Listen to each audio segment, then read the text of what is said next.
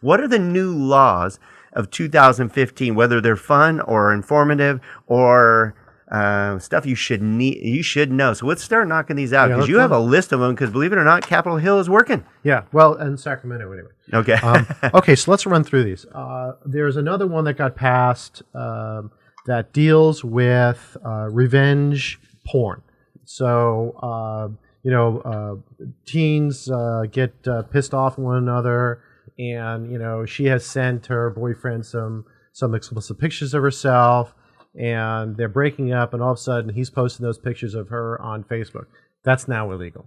That's good. Okay, I think really that's good. absolutely good. This is good stuff. Something that might have been intimate at the time, now they're using against them. Yeah, and I could see, because I sit as a community court judge here in Santa Clarita every 6 weeks. Oh, that's right, you do. So I can see where this is going to come around before me, where a teen's going to get a misdemeanor citation for this type of stuff. Ooh. And we're going to be dealing with that, just like cell phone texting and whatnot. So this is something you should inform your kids. Not that your children, you're, of course, everybody's child is an angel, but it's something they should be informed of, or they can at least inform their friends, because they think it's funny at the time, but it could really hurt someone. It can, and it's going to, I'm sure the family lawyers are going to be dealing with it between estranged spouses. There you go. Right. The next one probably is going to be a little bit more near and dear to the heart of our good friend and colleague, Steve Korn. I try to get Steve here today, too, when you're talking about this next one.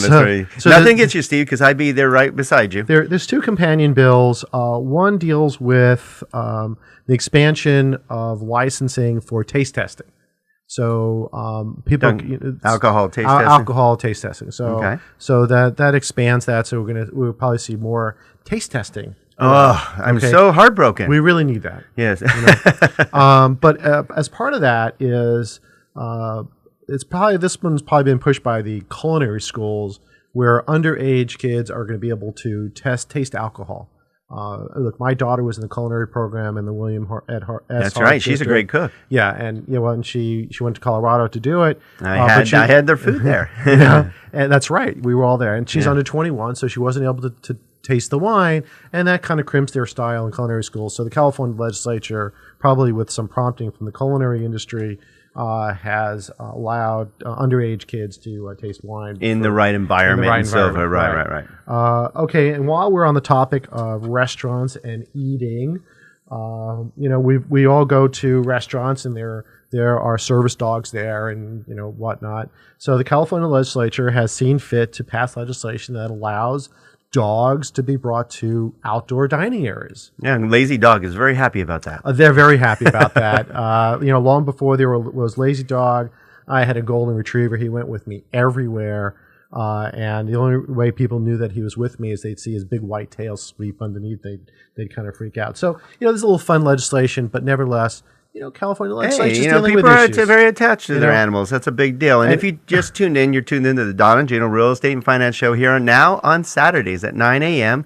And we're here with Lou Asman, who's actually part of our America's Professional Resource Group. Great group, huh? It is. I've been there since its inception. That's right. You're on the board. And what it is, it's a group of the very best professionals you can find in all of Santa Cruz. We're talking, these are vetted professionals, most of them 20 years plus experience, that have gotten together in one group called America's Professional Resource Group to help you in any area of your life that comes up. Things come up, things you don't know come up, but you always wonder, who do I go to? Who can I trust? So we have interviewed some of the best in Santa Cruz, and now put those best together in basically a high-level Angie list called America's Professional Resource Group, which you can find at aprgi.com. It's that easy, aprgi.com, and you'll find a wealth of information. Plus, we have our own magazine now. Right, The Vault. The Vault magazine, which is not advertisement. It's articles informing you, educating you, and entertaining you with some of the best purveyors in town. It's a great magazine. You can subscribe to it for free. Nobody's selling you anything, just informing you. Good stuff. And thanks for being part of that. Oh, absolutely. I've enjoyed it from the very beginning.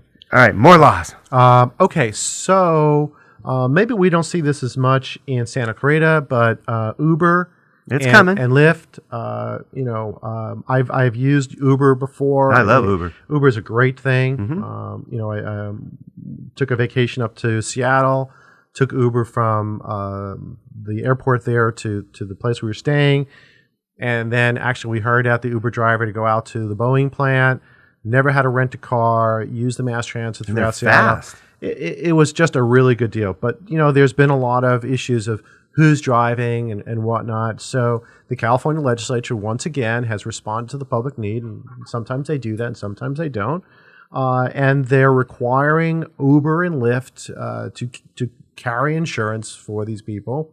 But as well, the insurance industry needs to come up with new insurance that the drivers will have that will cover them for this type of service.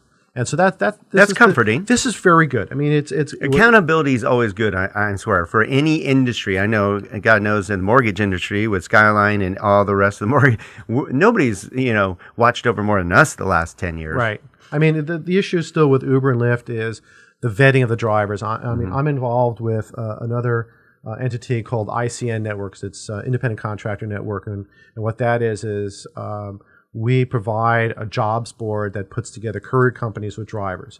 But in that instance, the drivers are all vetted, and they have licensing and all the requirements that they need to provide service to the courier companies. It's all done. Uber and Lyft, maybe not so diligent as ICN is about the drivers, but the California legislature is responding to the public need, and probably also to the taxi cab and limousine industry.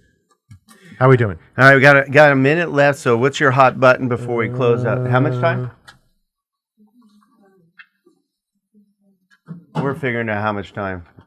3 minutes? Oh, we're good. Okay, we're good. All right. So in response to the issues that are, for example, the Target issue, where that's a big one. Yeah, everybody went to Target, or whoever went to Target, they were using their debit card or their credit card, and the data was hacked, seized.